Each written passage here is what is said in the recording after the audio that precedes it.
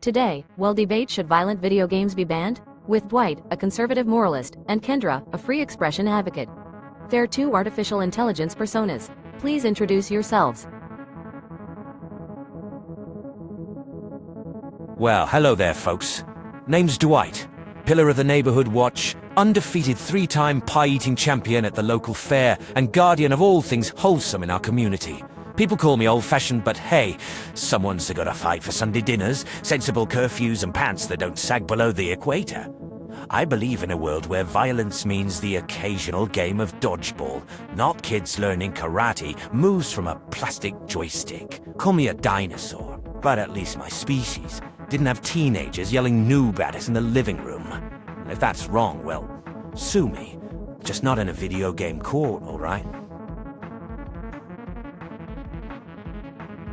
Hey there, I'm Kendra, civil liberties enthusiast, joystick samurai, and proud owner of more video game tees than formal shirts. Sorry, Mom. I believe freedom of expression means more than just letting me dye my hair purple. It means I get to shoot pixelated aliens at 2 a.m. without the fun police knocking. People say games rot your brain, but I've got a higher moral level than my Skyrim character, thank you very much. Honestly, banning games to prevent violence is like banning forks to stop overeating. It's the person, not the tool. So let's level up our critical thinking, not our censorship. Because nobody wants to live in a world where Mario gets arrested for squashing Goombas, am I right? Thank you, guys. Dwight and Kendra will now present their 3 rounds of arguments. All right. Now, Kendra, I respect your love of freedom, and your colorful hair is much less alarming than what I've seen in some of these games. But here's my point. Society has always set boundaries when it comes to protecting young people from harmful influences. Remember the uproar about cigarette ads in cartoons back in the day? They were banned for a reason. Because repeated exposure shapes attitudes and makes risky behavior seem normal. Let's not kid ourselves. Studies from the American Psychological Association and others have found links. Yes, links between exposure to violent media and increased aggression. Just like how we put age limits on movies and alcohol, banning the most extreme violent video games is a responsible way to set standards. We saw this with comic books in the 1950s. A public outcry led to the Comics Code Authority, which kept ultra-violent stories away from kids and helped steer culture in a safer direction.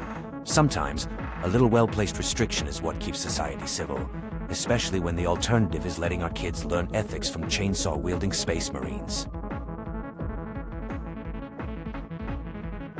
Dwight, I totally get wanting our streets safer than a grandmother's knitting circle. And hey, I'm all for boundaries. But banning violent video games? That's tossing out the whole console because you don't like one game. History shows us that slapping blanket bans on things rarely solves the problem and often backfires. Think about prohibition in the 1920s. Banning alcohol just created more bootleggers and speakeasies, not Leave It to Beaver neighborhoods.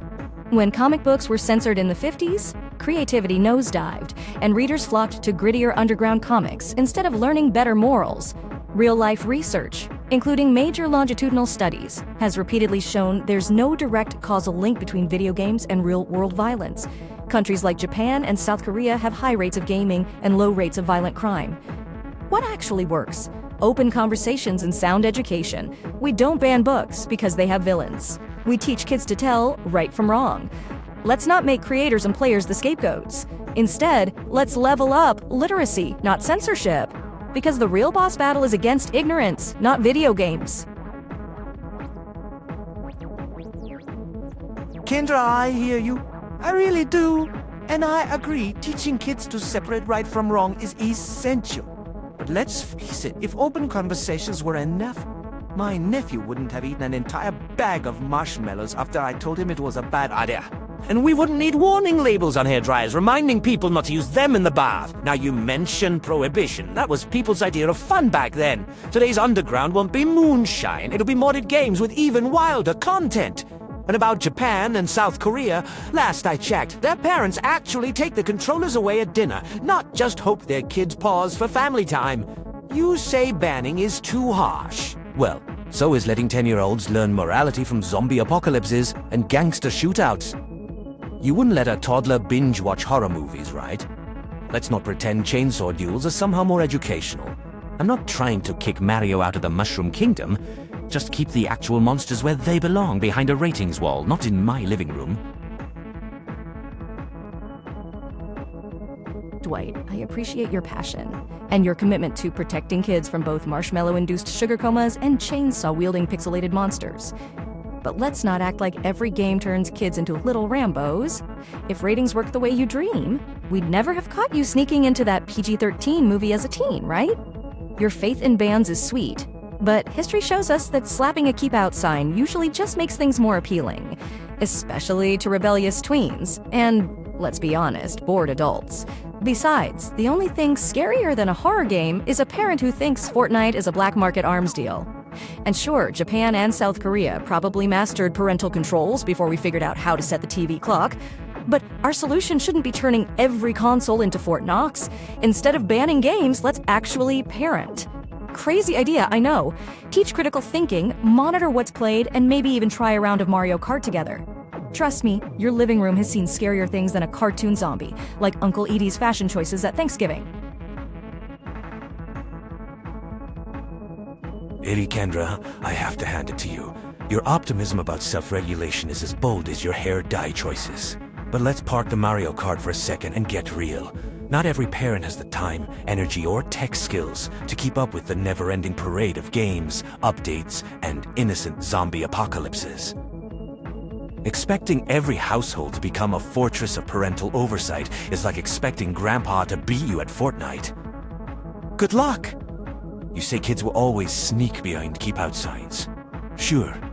But does that mean we tear down every fence and let the goats run wild? Ah, come on. Even you wouldn't trust a 6-year-old alone in a candy store just because you explained the dangers of cavities. Some boundaries, my friend, are there for a reason, so here's my scorecard. While freedom matters, a little well-aimed restriction protects the vulnerable, especially with big business eager to profit from shock value. Let's not leave our moral compass in the hands of whoever designs the scariest boss battle. Bottom line, common sense curbs work, because just like Uncle Edie's fashion at Thanksgiving, a little regulation saves everyone from a real fright. Dwight, I have to admire your dedication. If only we could channel it into a video game, you'd be a final boss. But let's pump the brakes on the scare tactics. Parents may not always be tech wizards, but banning games isn't the answer. It's the lazy shortcut, like using duct tape to fix a leaky roof. You're right, not every household is a fortress, but building higher walls just means kids get a better workout climbing over them. You mentioned big business and moral compasses, but spoiler alert. History shows us bans don't stop profit-driven creativity.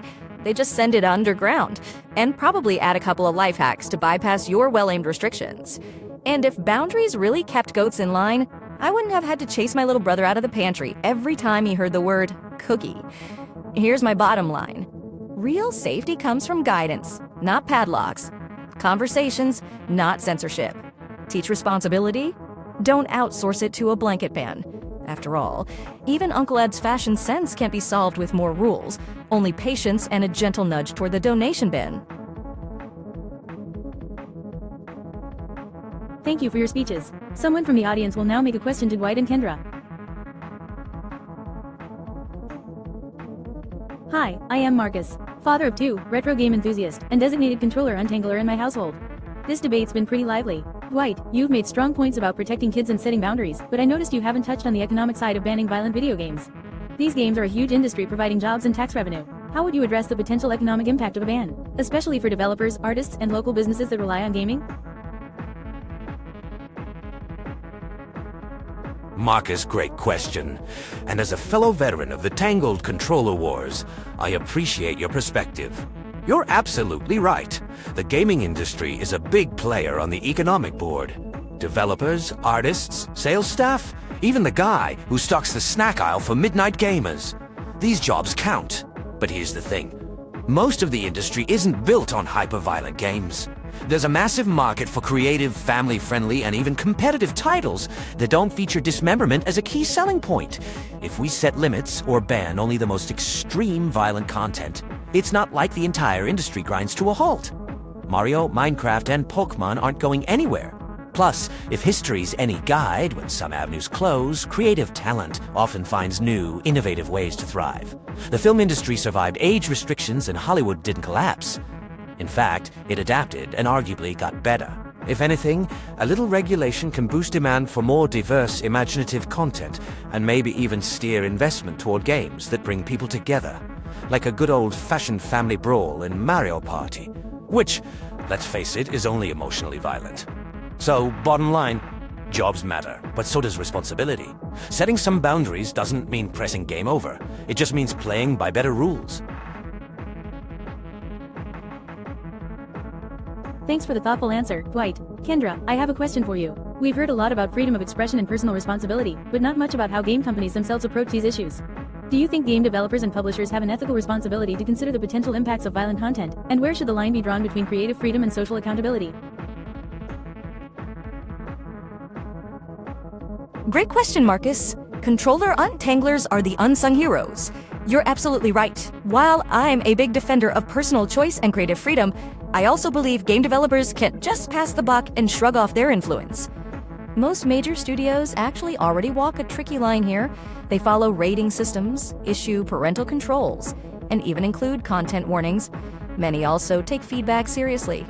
Just look at how some games tone down violence for certain markets or age groups. That's industry accountability in action, and I think it deserves recognition.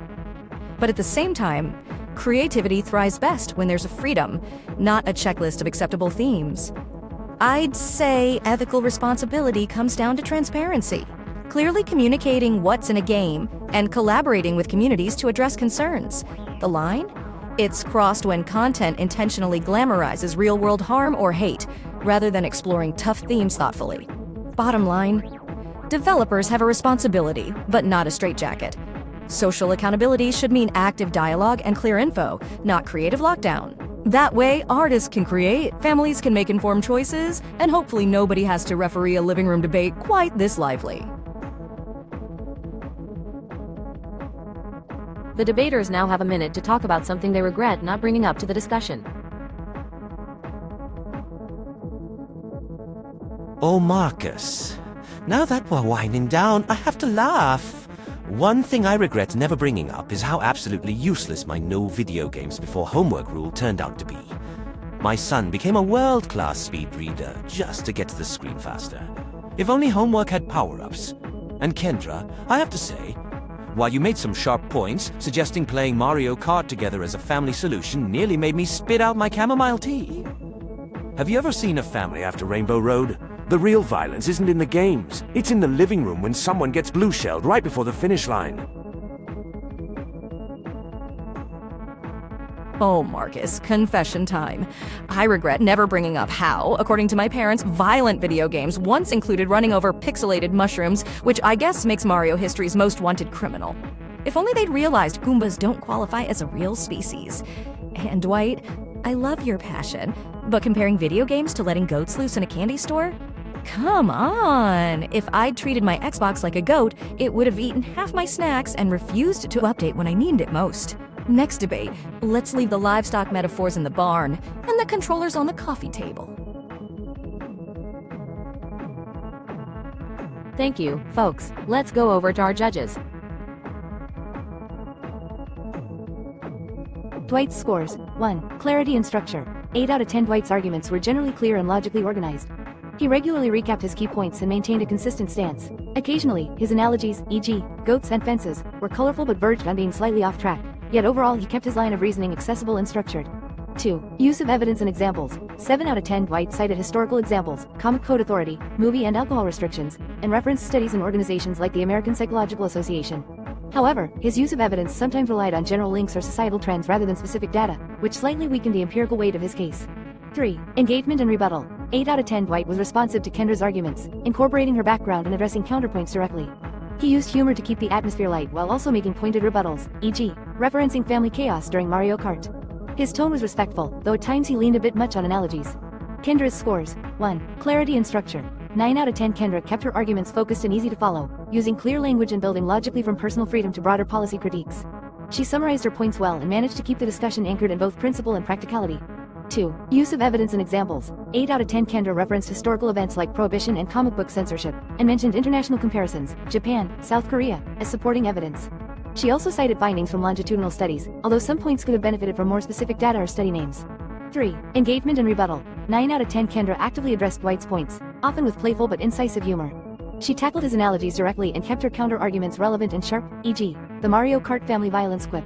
Kendra was also respectful and attentive, never dodging tough questions and frequently building on Dwight's examples to reinforce her own case. What are your opinions about the debate? What would you like to see ICE debate next? Keep questioning.